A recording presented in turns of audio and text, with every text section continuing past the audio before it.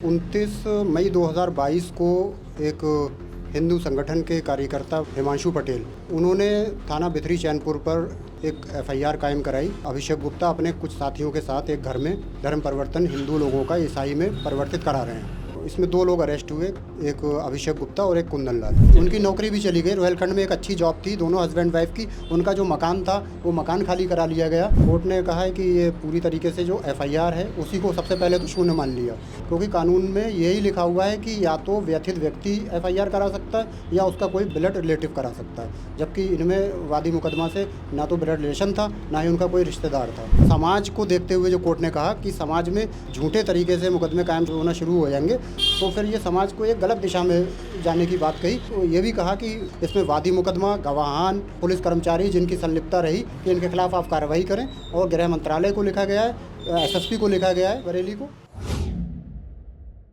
आदाब, नमस्कार, वसीम अख्तर और आप देख रहे हैं द लीडर हिंदी। धर्म परिवर्तन का शोर इस वक्त कुछ ज़्यादा ही सुनाई दे रहा है। इस शोर में एक अहम और बड़ा फैसला यूपी के जिला बरेली में कोर्ट से आया है। कोर्ट ने उस एफआईआर को शून्य कर दिया है जो धर्म परिवर्तन को लेकर दर्ज कराई गई थी। न एफआईआर शून्य हुई है, बल्कि वो 2 लोग जो इन्हें पुलिस ने गिरफ्तार किया था वो बाइज्जत बरी हो गए हैं और अब उन लोगों पर चार्ज फ्रेम होने की तैयारी है जिन लोगों ने एफआईआर कराई थी। ख़ास तौर से इसमें जिस थाने में मुकदमा दर्ज हुआ था उस थाने के तत्कालीन जो थानेदार हैं उनकी गर्दन फंस गई है और दूसरे जिन लोगों ने वहां हंगामा किया था मौके पर पहुंचकर कि यहाँ धर्म परिवर्तन हो रहा है, कोर्ट के फैसले से साफ हो गया है कि वहाँ ऐसा कुछ नहीं था। जिस तरह से पुलिस ने विवेचना की है वो भी सवालों के घेरे में आ गई है। ये पूरा मामला क्या था, आइए हम आपको सीनियर एडवोकेट इमरान खान से रूबरू कराते हैं। बहुत बहुत शुक्रिया आपके चैनल का। देखिए, क्या मामला था पूरा? मामला ये था कि 29 मई 2022 को एक हिंदू संगठन के कार्यकर्ता बताते थे अपने आप को, हिमांशु पटेल, उन्होंने थाना भितरी चैनपुर पर 30 तारीख को एक एफआईआर कायम कराई और ये बताया कि अभिषेक गुप्ता अपने कुछ साथियों के साथ एक घर में धर्म परिवर्तन हिंदू लोगों का ईसाई में परिवर्तित करा रहे हैं। एफआईआर दर्ज होने के बाद अरेस्टिंग हुई 5 महीने, करीब 4-5 महीने के बाद, और मामला फिर कोर्ट में आया। कितने लोग अरेस्ट हुए थे? इसमें 2 लोग अरेस्ट हुए, एक अभिषेक गुप्ता और एक कुंदन लाल। जब मामला कोर्ट में आया, जिरह का हम लोगों को मौका मिला, जिरह की गई। करीब 9 गवाह पेश हुए इस मामले में। उन 9 गवाहों में से एक भी व्यक्ति ऐसा नहीं था जिसने ये कहा हो कि मेरा धर्म परिवर्तन हुआ है। जो बाइबल बता रहे थे बरामद होना, वो मौके पे तो बताई गई कि बाइबल बरामद हुई है, लेकिन वो पुलिस ने कहीं उस बाइबल को ना तो मौके पे सीज किया ना उसकी कोई फ़र्द बनाई। 4-5 महीने बाद जब मुलजिम को गिरफ़्तार किया गया, अभिषेक गुप्ता को, तब उनके साथ वो बाइबल कोर्ट में पेश की गई। तो हमने उस टाइम भी ऑब्जेक्शन उठाया कि ये इस तरीके से ये बरामदगी फ़र्ज़ी है। इसके बाद जब ट्रायल हुआ, ट्रायल में जो गवाह पेश हुए उनसे जब हमारे द्वारा जिरह की गई तो मैंने ख़ास तौर से एक प्रश्न पूछा था, क्या किसी पादरी को आपने गवाह बनाया इस मुकदमे में? क्या किसी पादरी को मुलजिम बनाया इसमें? ना तो वो मुलजिम पादरी थे और ना ही उनमें कोई गवाह पादरी था, और ये धर्म परिवर्तन का कार्य पादरी ही करा सकता था, तो उसमें कोई पादरी नहीं था उस टाइम पे। इनका क्या बैकग्राउंड है? जो 2 लोग, अभिषेक गुप्ता तो यहाँ रोहेलखंड मेडिकल कॉलेज में टेक्नीशियन थे और कुंदन लाल एक कोई फेरी करने वाला व्यक्ति था, काफ़ी मजदूर तबके का था वो। ये दोनों ईसाई समाज से नहीं, थे? दोनों हिंदू लोग थे। अच्छा, दोनों हिंदू। हाँ, दोनों हिंदू लोग थे और ईसाई से इनका कोई मतलब नहीं था। हाँ, किस कोर्ट से आया ही फैसला? ये एडीजे 14 की कोर्ट से आया है और काफ़ी अच्छा फैसला कोर्ट ने दिया है। क्या कहा कोर्ट ने? कोर्ट ने कहा है कि ये पूरी तरीके से जो एफआईआर है उसी को सबसे पहले तो शून्य मान लिया। एफआईआर इसलिए शून्य मानी गई क्योंकि कानून में यही लिखा हुआ है कि या तो व्यथित व्यक्ति एफआईआर करा सकता है या उसका कोई ब्लड रिलेटिव करा सकता है, जबकि इनमें वादी मुकदमा से ना तो ब्लड रिलेशन था ना ही उनका कोई रिश्तेदार था। तो जिस चीज़ की एफआईआर ही शून्य हो जाए तो उसका ट्रायल का कोई मतलब नहीं बचता। कोर्ट ने इस चीज़ को बहुत बेहतरीन तरीके से कोर्ट किया है। कोई टिप्पणी भी की है? फैसला खास टिप्पणी की है कोर्ट ने कहा है कि इस तरीके का, ये समाज को देखते हुए जो कोर्ट ने कहा कि समाज में इस तरीके से अगर मुकदमे कायम होना शुरू हो जाएंगे, झूठे तरीके से मुकदमे कायम होना शुरू हो जाएंगे तो फिर ये समाज को एक गलत दिशा में जाने की बात कही। और एक ये भी कहा कि ये जो झूठा मुकदमा किया गया इसमें वादी मुकदमा, गवाहान और पुलिस कर्मचारी जिनकी संलिप्तता रही, इनके खिलाफ हमें लिबर्टी भी दी है कि इनके खिलाफ आप कार्रवाई करें। और गृह मंत्रालय को लिखा गया है, एसएसपी को लिखा गया है बरेली को कि आप इनके खिलाफ कार्रवाई कीजिए। और हमें एक लिबर्टी और दी है कि आप कंपनसेशन इसका मांगिए। फैसला आ चुका है और आपको कई लिबर्टी दी गई हैं कोर्ट की तरफ से, तो अब आपका अगला कदम क्या होगा इसमें? देखिए, अगला कदम क्लाइंट का संपर्क हो रहा है। क्लाइंट बोल रहा है कि हमें कंपनसेशन, क्योंकि उनकी नौकरी गई, उनके बच्चों का भविष्य की बात थी।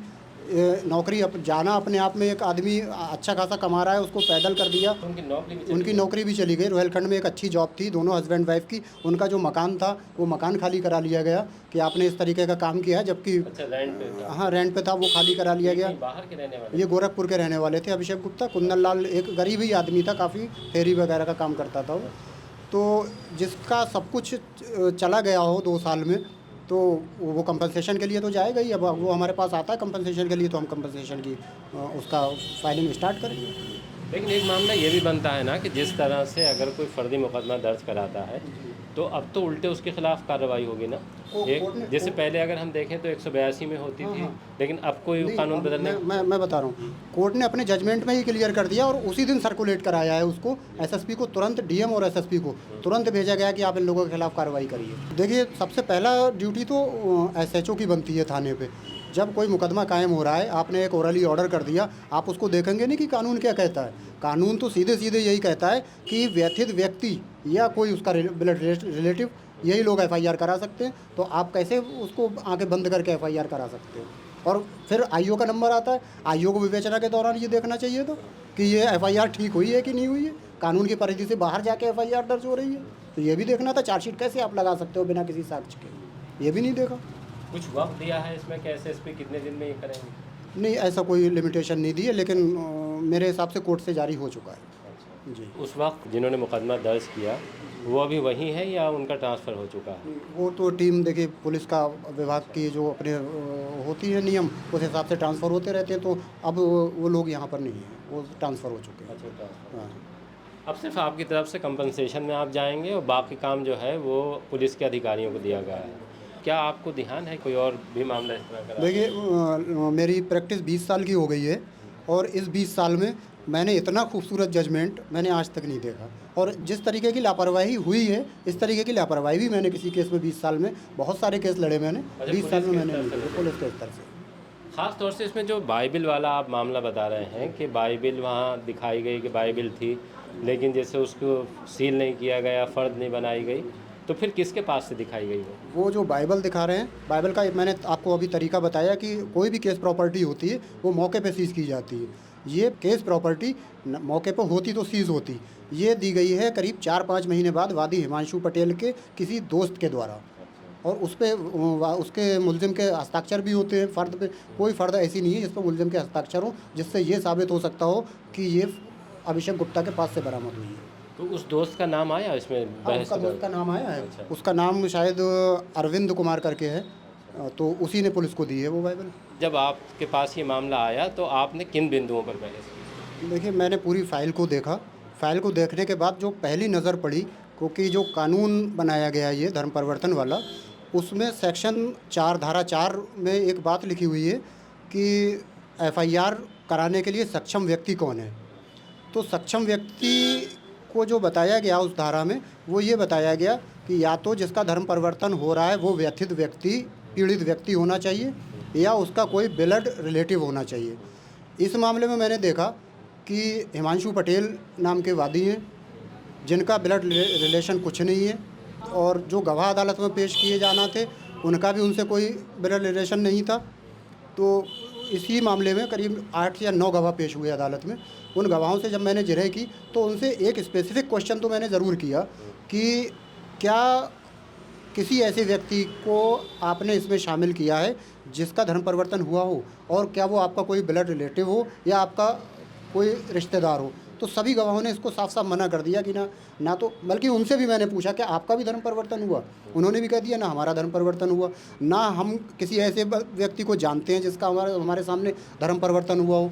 तो कई बिंदुओं पे इसी तरीके से हुई, और इन सब पे उनके उत्तर बिल्कुल एक भी उत्तर सटीक नहीं था।